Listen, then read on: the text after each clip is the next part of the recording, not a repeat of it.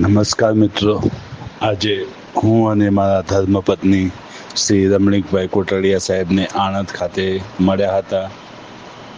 તેઓએ અમને ખૂબ સમય આપ્યો અને સરસ માર્ગદર્શન આપ્યું અને જે 13 વર્ષના સંઘર્ષ બાદ જે અમારો કોર્ટમાં વિજય થયો એના તમામ ડોક્યુમેન્ટો ચેક કર્યા અને આગળ શું કાર્યવાહી કરવા અને કેવી રીતે અરજી કરવી તેનું પણ માર્ગદર્શન આપ્યું.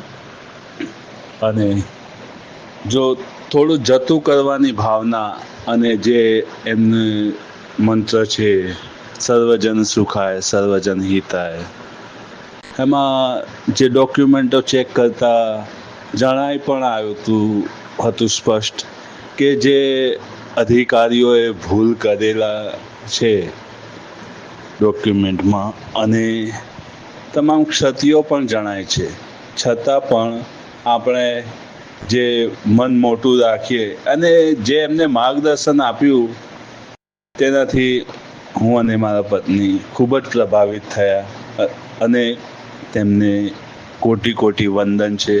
તેમના ચરણોને હું ફરીથી સ્પર્શ કરું છું અને અંતરાત્માથી તેમને પ્રણામ કરું છું.